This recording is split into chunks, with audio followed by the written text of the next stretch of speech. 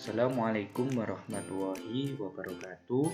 Pada pagi hari ini kita akan melanjutkan pembelajaran tema 1 untuk subtema 1, selamatkan makhluk hidup, mata pelajaran IPA, yaitu materi perkembangbiakan tumbuhan secara generatif.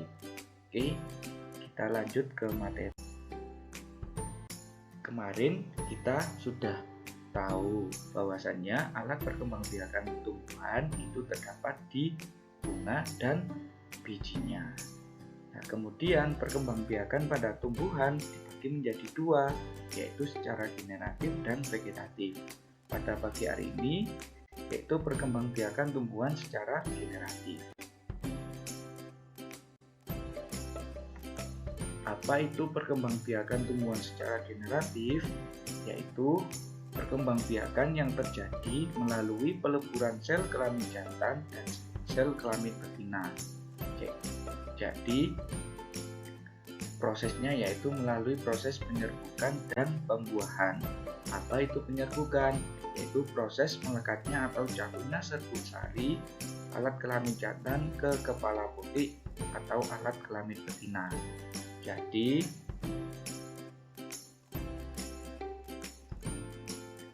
ini perkembangbiakan secara generatif adalah atau penyerbukan itu yaitu proses melekatnya atau jatuhnya serbuk sari ini di serbuk sari ini kepala sari ini kemudian ke kepala putih ini. Jadi benang sari ini sel kelamin jantan, kemudian putihnya ini sel kelamin betinanya. Yaitu terjadi proses penyerbukan atau perkembangbiakan tumbuhan secara generatif. Perhatikan bagan proses perkembangbiakan generatif berikut. Berikut ini adalah bagannya. Yang pertama itu terjadi peristiwa penyerbukan, yaitu serbuk sari jatuh di kepala putih. Jadi di sini terjadi proses benang sari atau serbuk sarinya itu jatuh di kepala putihnya ini. Nah, terjadi peristiwa itu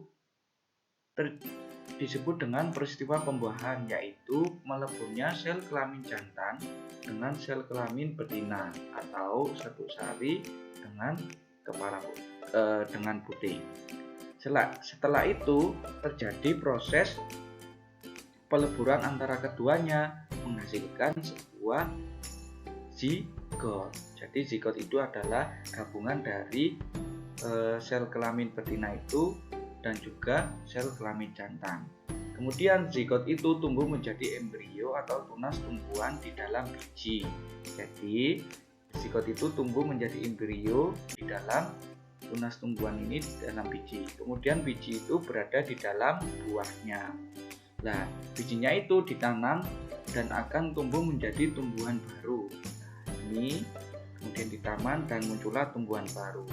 Nah, tumbuhan baru itu akan menjadi tumbuhan yang dewasa dan tumbuhan dewasa itu akan menghasilkan biji kembali seperti itu ya, dan seterusnya.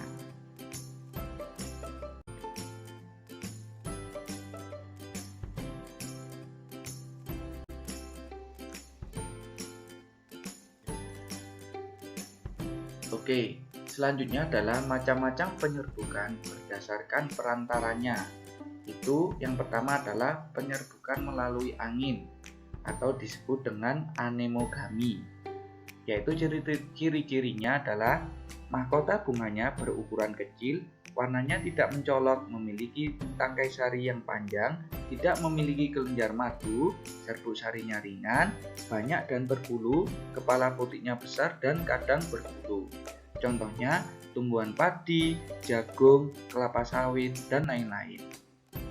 Kalau penyerbukan melalui hewan atau disebut dengan zoidiogami, itu ciri-cirinya adalah warna mahkotanya bunganya mencolok, kemudian besar, memiliki bau yang khas dan harum, memiliki kelenjar madu atau nektar, kemudian kepala putihnya terasa lengket.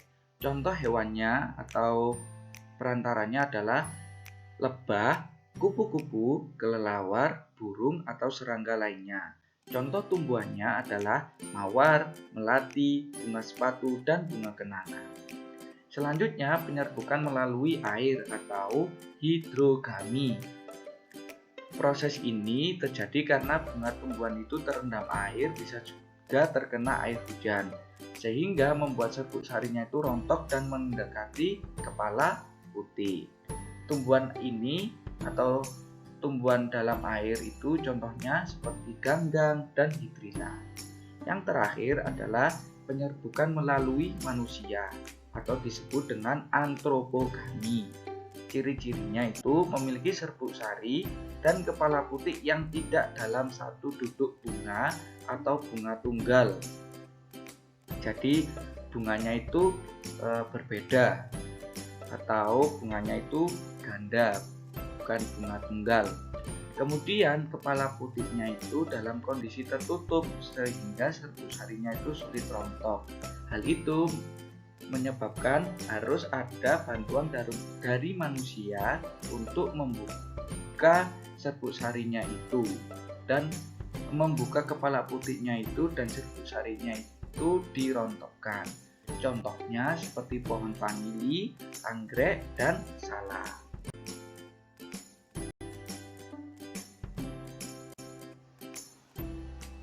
Selanjutnya, macam-macam penyerbukan berdasarkan asal serbuk sarinya itu ada 4 juga.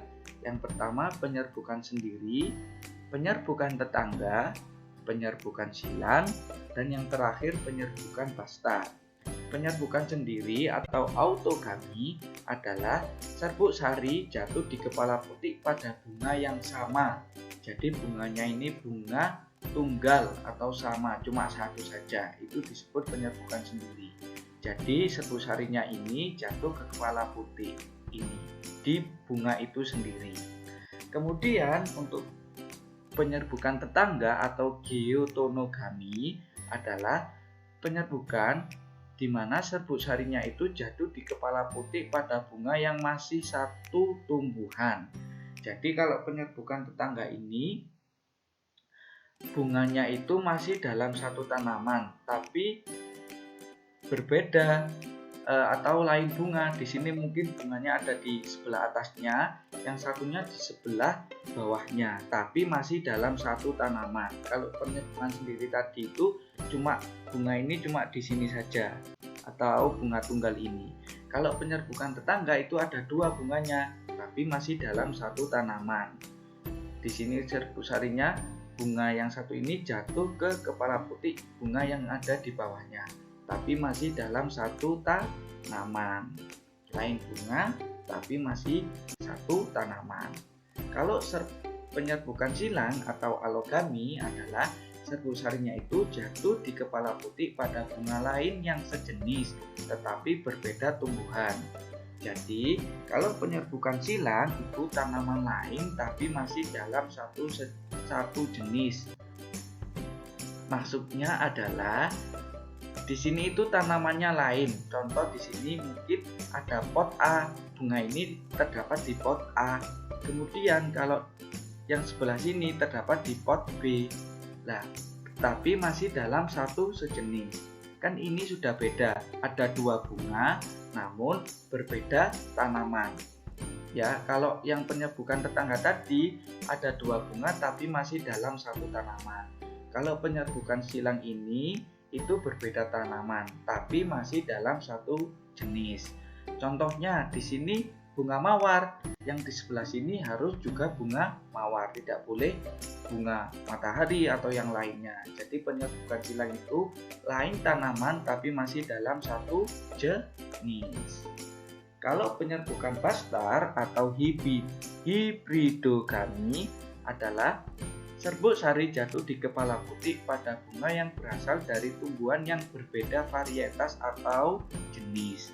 Jadi kalau penyerbukan bastar itu adalah lain bunga, lain tanaman, dan lain jenis. Lain bunga, lain tanaman, dan lain jenis. Maksudnya bagaimana? Jadi lain bunga. Contoh di sini bunga mawar, di sini bunga sepatu. Sudah lain bunga kan? Kemudian lain tanaman, pasti tanamannya itu berbeda. Di sini bunga mawar sebelah sini, contohnya di pot A. Kemudian bunga sepatu berada di pot B, sudah lain tanaman, tidak satu tanaman. Kemudian lain jenis, di sini jenisnya sudah jenis mawar, di sini jenis sepatu. Jadi kalau penyerbukan pastar itu adalah lain bunga, kemudian lain tanaman, dan lain jenis. Ingat-ingat, ada 4 penyerbukan berdasarkan asal serbuk sarinya. Ada penyerbukan sendiri, penyerbukan tetangga, penyerbukan silang, dan penyerbukan pastar. Penyerbukan sendiri itu masih dalam satu bunga yang sama. Kalau penyerbukan tetangga itu lain bunga tapi masih dalam satu tanaman. Kalau penyerbukan silang itu tanamannya lain tapi masih dalam satu sejenis. Tapi kalau penyerbukan pastar itu lain bunga, lain tanaman, dan juga lain jenis. Berikut ini adalah soal yang harus kalian kerjakan di buku tugas tematik kalian. Kalian kerjakan dengan sungguh-sungguh setelah kalian melihat video penjelasan dari Pak Vikas.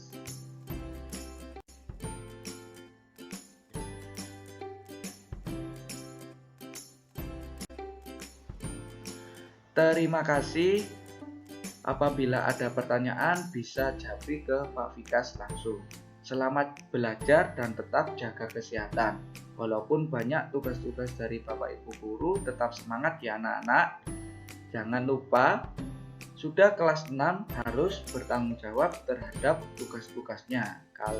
Karena akan menjadi tolak ukur lulus atau tidaknya kalian nanti dari sekolah.